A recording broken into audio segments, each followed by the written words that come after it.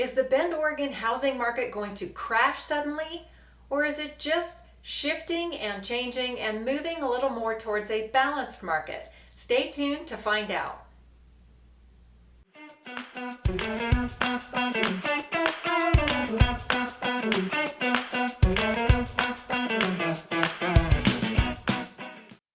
Hi, my name's Nora Spangler and I'm a realtor here in Bend, Oregon.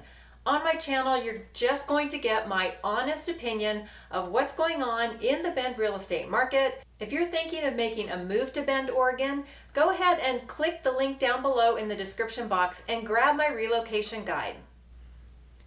So I've got several buyer clients who are living in Bend, they're renting currently, and they're kind of just waiting. And I've been thinking and wondering, what is it that they're waiting for? And as the market has begun to shift and change, I realize that here's what I think they're waiting for. And I would love if you would drop a comment down below and let me know if you think my guess is right. I think these buyers are waiting for two things to happen at the same time. So prices have begun to drop in Bend. That is a fact. The last 3 months, the median home price has dropped. But I think these buyers have been not only waiting for the market to settle out and kind of cool off from the craziness we had earlier this year, but the second factor is interest rates. And while they've been rising the last few weeks, they've kind of settled down and they're kind of just hanging out in the mid fives, 5.5%. So I think what these buyers are waiting for is those two things to kind of hit a critical mass, a critical point of home prices dropping and interest rates dropping or stabilizing enough that they feel confident to make a purchase. That's just my guess. Let me know what you think.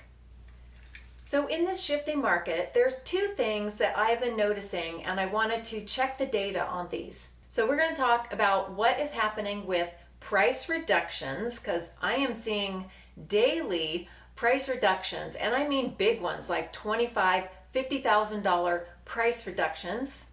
The other factor is list versus sold price, and in the past couple years we have had many homes selling for well above the list price, but I just wasn't sure how much this was still happening. So here are the numbers.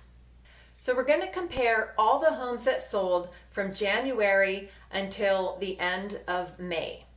And of all those homes sold, how many do you think took a price reduction at any point during the time they were on the market?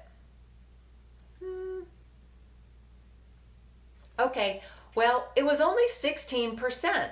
So that number kind of surprised me.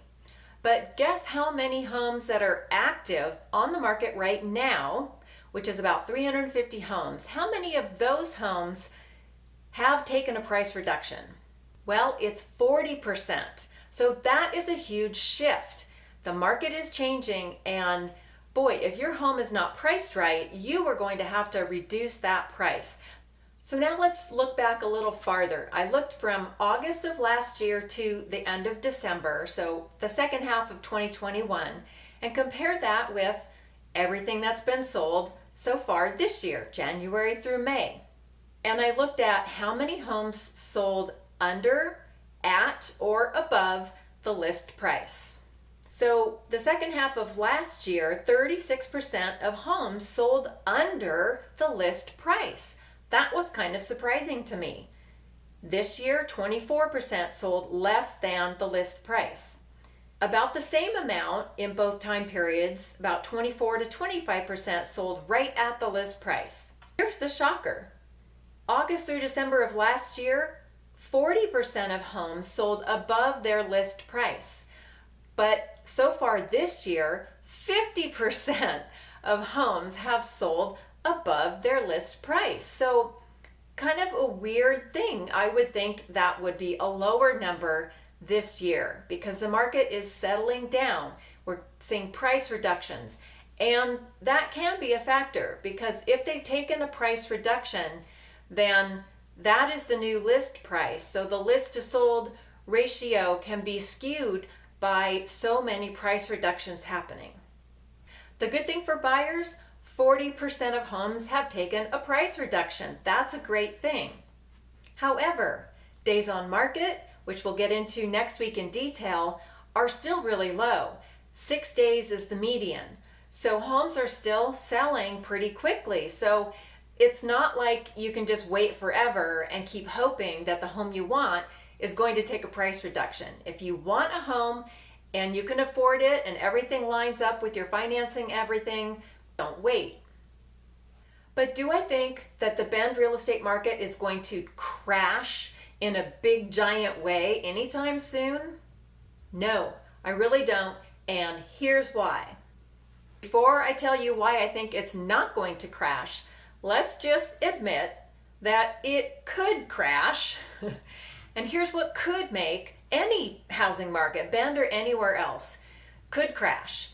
Because if inflation keeps going up and is totally out of control, that could lead to employer layoffs. That could lead to people not being able to pay their mortgages, possibly some more foreclosures, although most people could sell their home and still make a profit.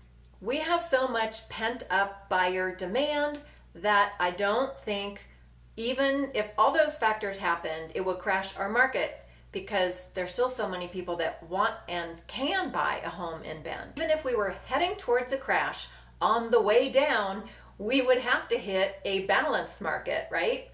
A balanced market in Bend would require that we have about 5 times more inventory than we currently have.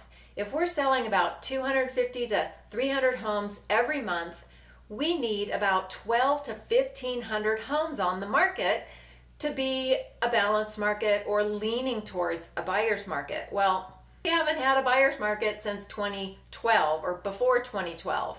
On the tail end of the last crash, it was a pretty even buyer's market. But ever since about 2016, our inventory has just been dropping. And with higher demand, we just have never caught up, and it would take a whole lot of inventory. I think more than the foreclosures and the people leaving Bend. It would take thousands of homes to come on the market in order to just kind of bring things to a level place where buyers and sellers are more balanced.